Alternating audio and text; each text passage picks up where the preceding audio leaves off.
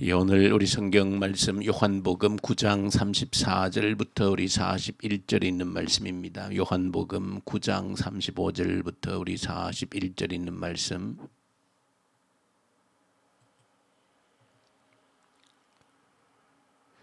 예수께서 그들이 그 사람을 쫓아냈다 하는 말을 들으셨더니 그를 만나사 이르시되 내가 인자를 믿느냐?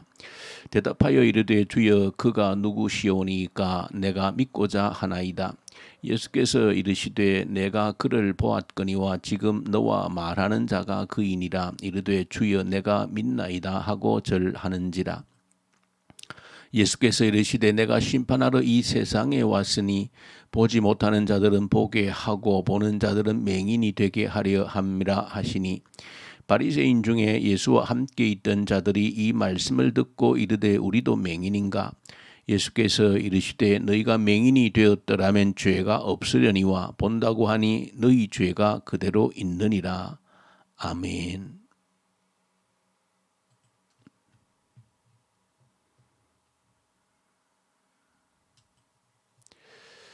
예, 오늘 요한복음 9장을 함께 우리가 묵상합니다.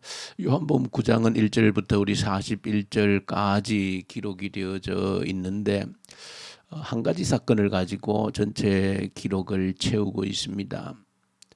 그 사건은 어떤 한 사람이 태어날 때부터 앞을 보지 못하는 소경이 있었다는 것입니다.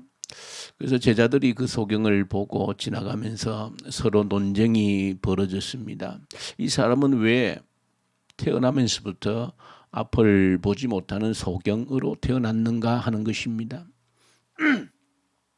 이 불행한 사건 앞에서 도대체 이유가 무엇이냐라고 하는 것입니다.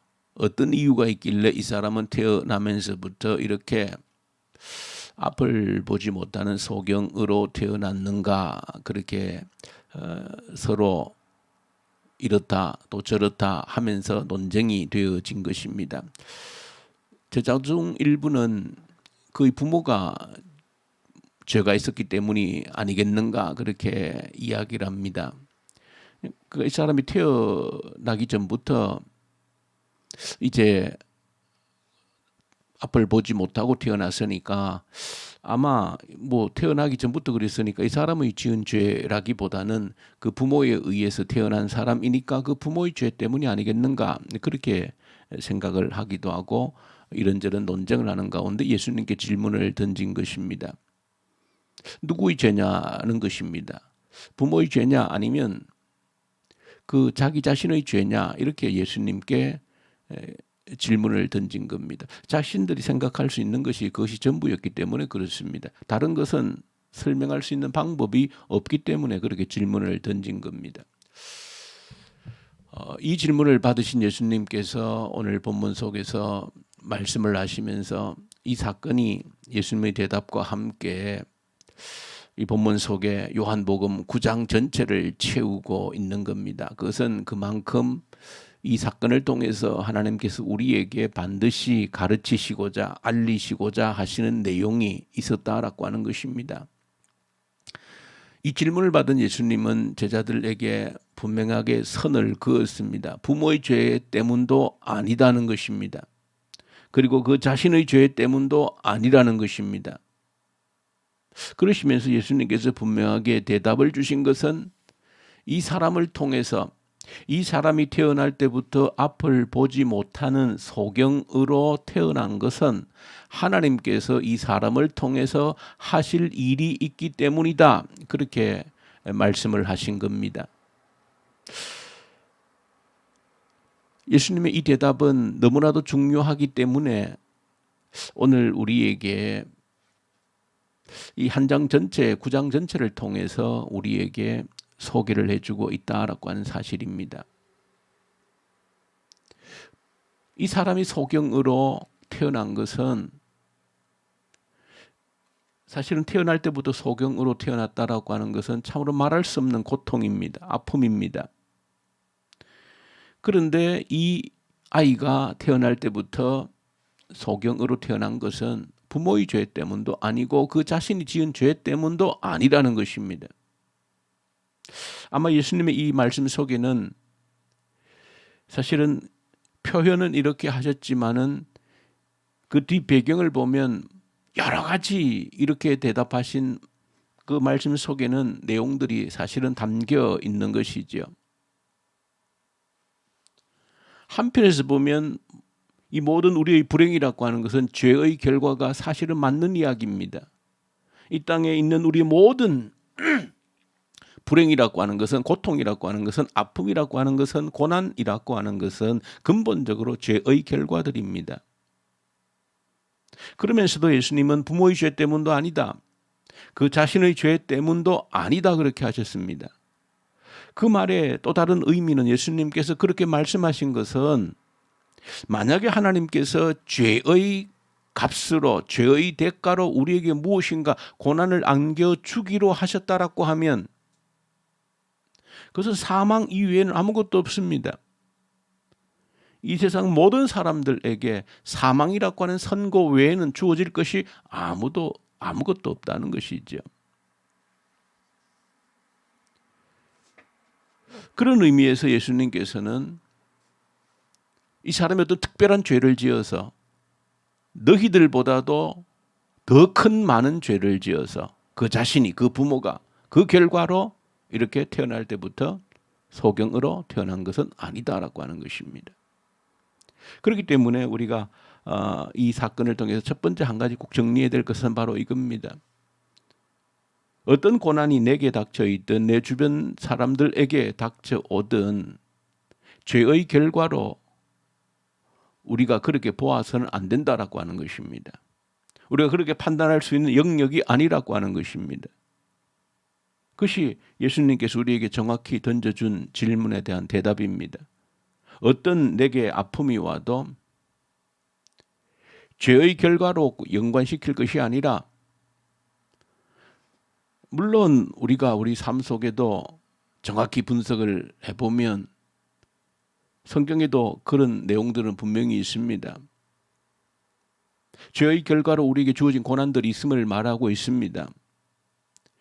그러나 우리가 근본적으로 받아들여야 될 것은 내가 어떤 고난이 왔을 때 이건 분명히 내가 죄를 지었기 때문에 이런 고난이 찾아온 것이다 라는 생각이 들 때에도 그럴 때라도 더 근본적으로 우리가 그 문제에 대해서 바라보는 시각은 이 고난을 통해서 하나님께서 무슨 일을 하려고 하시는가에 대한 생각이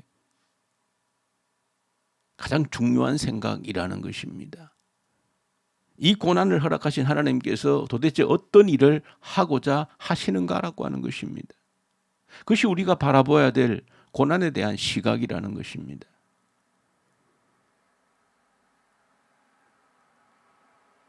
근본적으로 왜 하나님께서는 우리의 죄에 대해서 분명히 지적하시고 책임을 물으시는 분이지만 우리가 지은 모든 죄에 대해서 하나님이 근본적으로 책임을 물으시고자 하셨다라고 하면, 말씀드린 것처럼 어느 누구도 살아있을 사람이 없다는 것입니다. 그러므로 우리가 이 고난 앞에서 첫 번째 갖춰야 될 중요한 관점이라고 하는 것은 도대체 하나님께서 이 일을 허락하셔서 도대체 어떤 일을 하려고 하시는가, 그런 관점으로 우리가 바라볼 수 있어야 된다는 것입니다. 내 주변에 있는 모든 사람들이 당하는 고난에 대해서도 내가 바라보아야 될 관점은 바로 그러한 관점입니다. 혹여라도 내 마음속에 도대체 무슨 죄를 지었기 때문에 저럴까라고 하는 생각 자체는 잘못되어진 것입니다. 옳지 않은 생각입니다. 우리가 그를 바라보고 기도해야 될 제목이 있다라고 하면 도대체 하나님께서 어떤 일을 하려고 하시는가? 그 어떤 일이라고 하는 것은 두 가지 의미가 있습니다. 그 자신을 위한 일이 있고 그를 보는 모든 사람들을 위한 일이 있는 것입니다. 내게 주어진 고난에 대해서도 나를 통해 나를 위해 하시고자 하는 일이 있는 것이고 나를 바라보는 모든 사람들을 위해 하고자 하시는 일이 있는 것입니다. 오늘 성경 본문에 나타나 있는 이 소경을 통해서도 마찬가지입니다. 하나님께서 그를 위해서 하시고자 하는 일이 있는 것이고 그를 바라보는 모든 사람들을 위해서 하시고자 하시는 일이 있었던 겁니다.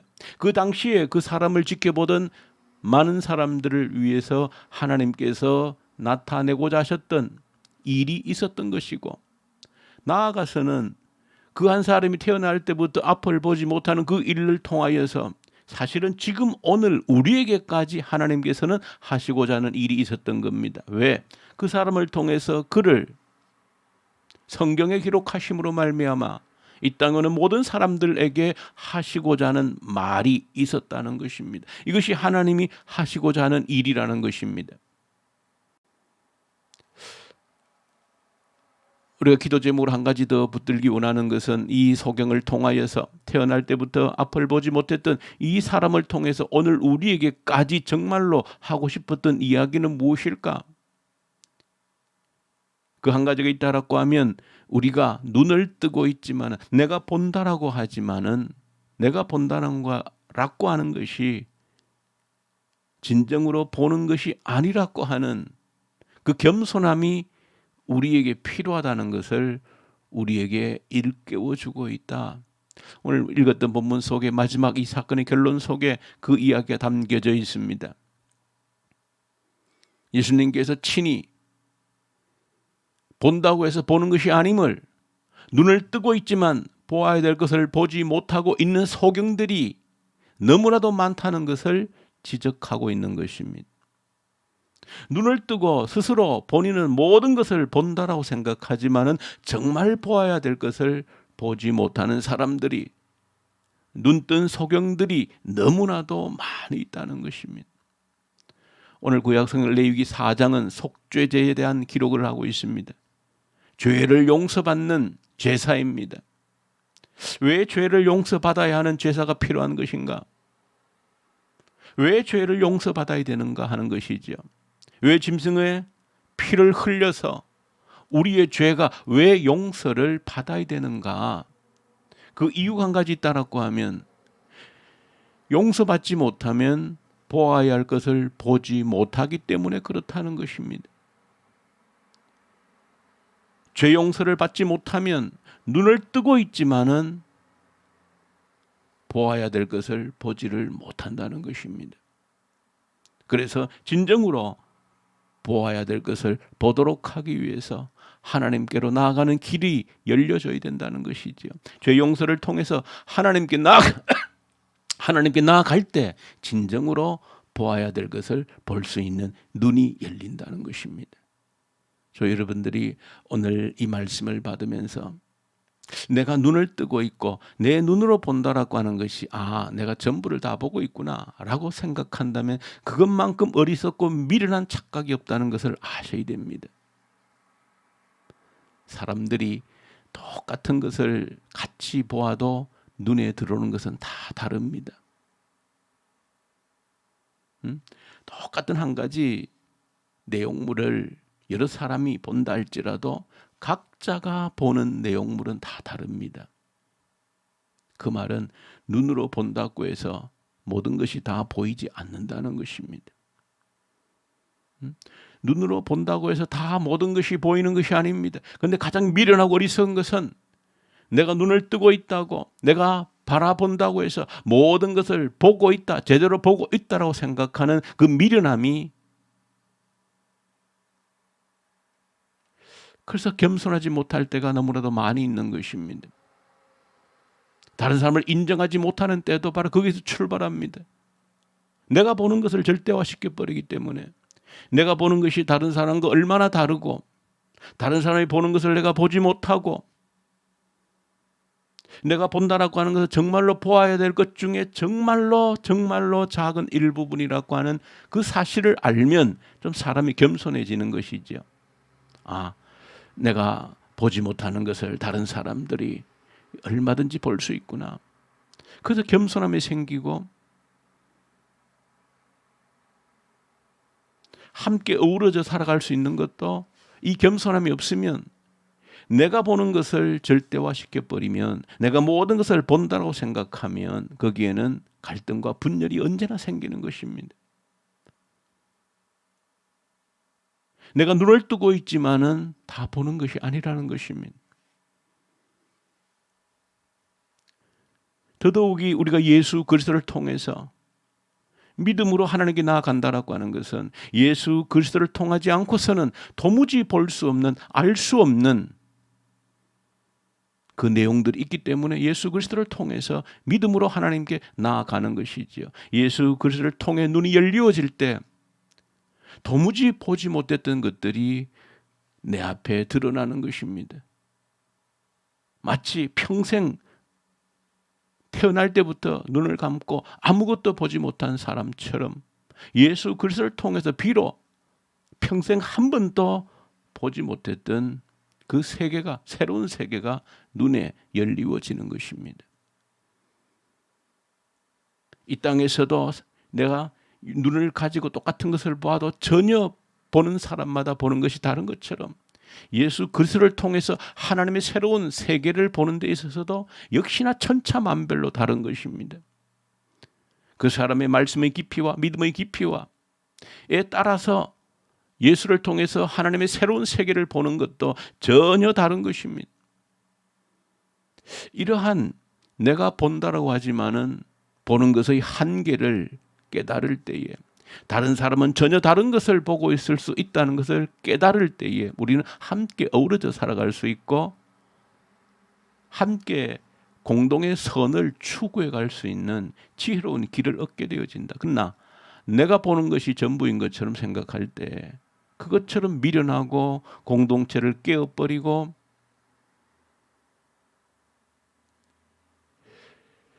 여러분들이 오늘 이 태어날 때부터 앞을 보지 못한 이 사람의 이야기가 이 요한복음 9장을 통해서 왜 상세하게 기록이 되어져 있는지, 내가 지금 본다라고 하는 것이 어떤 의미를 가지고 있는 것인지, 내가 눈을 뜨고 보는 것이 모든 것을 보는 것이 아니라고 하는 그 겸손함, 함께 어우러져 살아갈 때 시시각각 모든 사람들이 보는 것이 서로 다르다는 것을 깨닫는 그 겸손함이 우리가 함께 어우러져 살아갈 수 있는 기본 바탕이 되어진다는 것을, 예수 그리스도를 말미암지 않고서는 결코 볼 수 없는 세계가 있다는 것을, 그래서 예수 그리스도가 필요하다는 것을 여러분들이 오늘 본다라고 하는 이 문제를 주님 앞에 놓고 기도하면서 겸손함이 있는 이후로 더욱더 내가 보아야 될 것들을 좀 더 세밀하게 볼 수 있는 그런 눈이 열리워지기를, 예수를 통해 새로운 세계에 대해서 정말로 제대로 볼 수 있는 눈이 오늘 더 깊이 열리워지기를 그 기도하는 마음, 또 함께 내가 보지 못하는 것을 다른 사람이 보고 보았다는 사실을 아는 그 겸손함이 나에게, 우리에게 있게 해 주시옵소서. 이런 기도의 제목들이 이 새벽 올려드리는 기도의 제목 되기를 원합니다. 우리 주님 아버지 감사합니다. 본다라고 하는 것이 오히려 함정이 될 수 있음을 깨닫게 하여 주시옵소서. 보는 것에 대한 겸손함이 우리에게 있게 하여 주시옵소서. 더 깊은 세계를 볼 수 있는 그 눈이 열리워지기를 간구하며 기도하는 저희들 되게 하시옵소서. 우리 주 예수님 이름으로 기도 올려드립니다. 아멘.